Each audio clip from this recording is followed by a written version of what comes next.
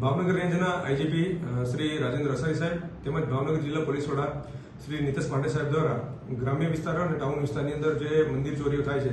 તેને અટકાવવા માટે જરૂરી પગલાં લેવા માટે સૂચના કરવામાં આવી હતી, જેના અનુસંધાને અમારા દ્વારા પાલીતાણાના ગ્રામ્ય વિસ્તારોની અંદર થતી ચોરીઓ અટકાવવા માટે તેમજ ચોરી ડિટેક્શન કરવા માટે જરૂરી સૂચના આપવામાં આવી હતી। જે અનુસંધાને પાલીતાણા રૂરલ પોલીસ સ્ટેશનના પીએસઆઈ શ્રી મહાવીરસિંહ જાડેજા તેમજ પીએસઆઈ રાણા અને તેમની ટીમ દ્વારા આ બાબતે જરૂરી ટેકનિકલ સર્વેલન્સ તેમજ જરૂરી હ્યુમન સર્વેલન્સના આધારે ચોરી ડિટેક્ટ કરવા માટેના જરૂરી પ્રયાસો હાથ ધરવામાં આવ્યા હતા। જે અનુસંધાને ગતરોજ પાલીતાણા રૂરલ વિસ્તારમાં જ્યારે પીએસઆઈ અને તેમની ટીમ જે છે એ પેટ્રોલિંગમાં હતી ત્યારે જે ચોરી માટેના 4 શંકાસ્પદ આરોપી જે છે તેને ઝડપી પાડવામાં આવ્યા હતા। એ આરોપીની આપણે વિગત જોઈએ તો આરોપીનું નામ છે મેહુલભાઈ ગણેશભાઈ મકવાણા કે જેઓ સિહોરના વતની છે। બીજા આરોપી અશ્વિનભાઈ અશોકભાઈ મકવાણા કે જેઓ સિહોરના વતની છે।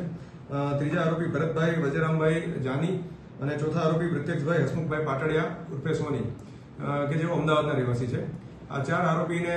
પોલીસ દ્વારા હસ્તગત કરવામાં આવેલા હતા। હસ્તગત કર્યા બાદ આરોપીની ઊંડાણપૂર્વક પૂછપરછ તેમજ જરૂરી તપાસ કરતા ખ્યાલ આવેલ કે આરોપી દ્વારા છેલ્લા 2 વર્ષની અંદર ભાવનગર જિલ્લામાં તેમજ અમરેલી જિલ્લામાં ટોટલ 26 જેટલી ચોરી છે એને અંજામ આપવામાં આવેલ હતો, જેમાંથી કુલ 4 જે ચોરી છે ડિટેક્ટ કરવામાં આવેલ છે અને ટોટલ 26 ચોરી જે છે તેઓના દ્વારા કરવામાં આવેલ હોવાનું તેઓએ કબૂલાત કરેલ છે। સદરો આરોપી પાસેથી કુલ જે ચોરી કરેલ જે મુદ્દામાલ છે તેને વેચ્યા બાદ તેની જે મૂળ રકમ કહેવાય એ 5,20,000 રૂપિયા રોકડા, 2 two wheeler bike, mobile phone કે 4 નંગ મોબાઈલ ફોન કે જેની અંદાજે કિંમત 55,000 રૂપિયા,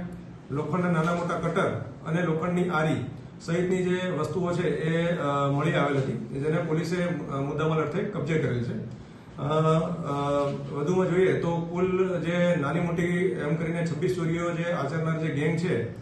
તેઓનો કોઈ ગુનાહિત ઇતિહાસ નથી, પણ પાલીતાણા રૂરલ પોલીસ સ્ટેશન દ્વારા જે હ્યુમન ઇન્ટેલિજન્સ અને ટેકનિકલ સર્વેલન્સના આધારે આ ટોટલ જે ચોરી જે છે એ કરતી ગેંગ છે તેને ઝડપી પાડવામાં આવેલ છે।